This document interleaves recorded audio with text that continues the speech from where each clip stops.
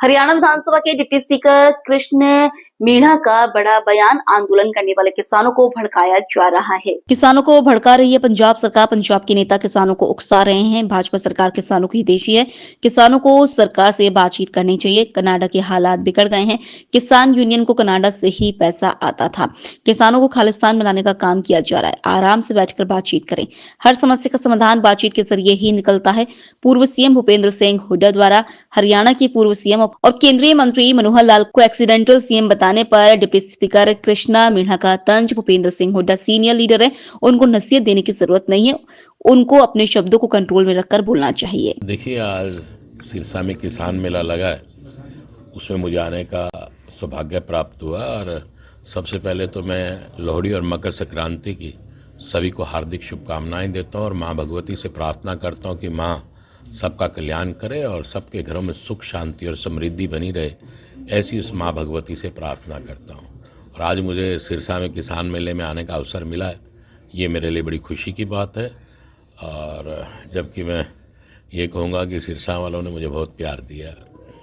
तीसरी बार सरकार का गठन हो चुका है सेंटर और हरियाणा में, किस तरह से देखते हैं? देखिए, मैं ये कहूँगा कि सेंटर में तो ये कहेंगे हमारे देश के प्रधानमंत्री जी माननीय मोदी साहब की नीतियों को लेकर तीसरी बार भारत के लोगों ने पूर्ण रूप से विश्वास जिताने का काम किया और तीसरी बार सेंटर में सरकार आई। मैं ये कहूँगा कि पूरे हिंदुस्तान को ही नहीं, विश्व के प्रत्येक व्यक्ति को, प्रत्येक देश को पता था कि तीसरी बार फिर भारतीय जनता पार्टी सरकार बनाएगी और तीसरी बार फिर से देश के प्रधानमंत्री माननीय मोदी साहब होंगे। और वहीं पर हरियाणा ने भी अपना रिकॉर्ड कायम करने का काम किया।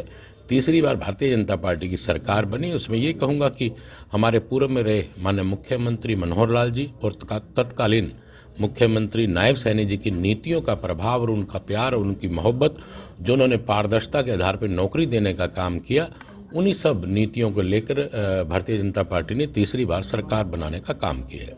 कांग्रेस लगातार कह रही है कि हरियाणा में तीसरी बार जो सरकार बनी है बीजेपी की, गलत वजह से आ गई है, ईवीएम पर निशाना साध रही है।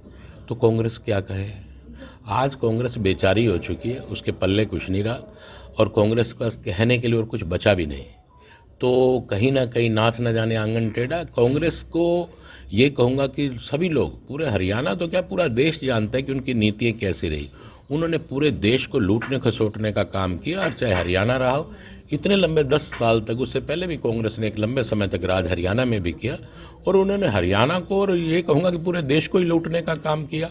आज देश की जनता जागरूक हो चुकी है और वो जानती है कि हमारा भला कौन कर सकता है। वो अच्छे से जानते हैं कि भारतीय जनता पार्टी, सेंटर में बैठे हमारे देश के प्रधानमंत्री माननीय मोदी साहब, जिन्होंने आज हमारे देश को ऊंचाइयों पर ले जाने का काम किया, 5वें नंबर पर हमारा देश है और आने वाले समय में ये तीसरे नंबर पर आ जाएगा। हम किताबों में पढ़ते थे कि सोने की चिड़िया, मैं ये कहूँगा कि आने वाला समय सोने के शेर कहलाने का काम हमारा देश करेगा। वहीं पर हरियाणा की नीतियां आप सबके समक्ष हैं कि किस प्रकार से हरियाणा में बड़े प्यार और मोहब्बत से और लोगों को हर प्रकार से सुख सुविधाएं देने का काम भारतीय जनता पार्टी ने किया, हमारे मुख्यमंत्री ने किया, जिसकी बदौलत तीसरी बार सरकार बनने का काम किया। और कांग्रेस के हालात आज आप सबके सामने हैं। कांग्रेस के पूर्व मुख्यमंत्री भूपेंद्र सिंह हुड्डा का कल बयान था कि मनोहर लाल जो हरियाणा के 10 साल के मुख्यमंत्री थे, एक्सीडेंटली मुख्यमंत्री थे वो। देखिए, उन्होंने तो ये भी कहा था कि इन्हें किसी चीज़ का अनुभव नहीं है, लेकिन इतने अच्छे ढंग से सरकार चलाने का काम हमारे मुख्यमंत्री जी मनोहर लाल जी ने किया, वो आप लोगों के समक्ष है। उन्हीं की पॉलिसियों के आधार पर तो तीसरी बार भारतीय जनता पार्टी ने अपनी सरकार बनाने का काम किया। अनभिज्ञ कहने वालों के मुंह पर ये तमाचा है कि किस प्रकार से अपनी नीतियों को लेकर एक अनभिज्ञ व्यक्ति, जिनको मैं कह सकता हूँ, जैसे कि हुड्डा साहब ने कहा है कि उन्हें किसी प्रकार का तजर्बा नहीं था।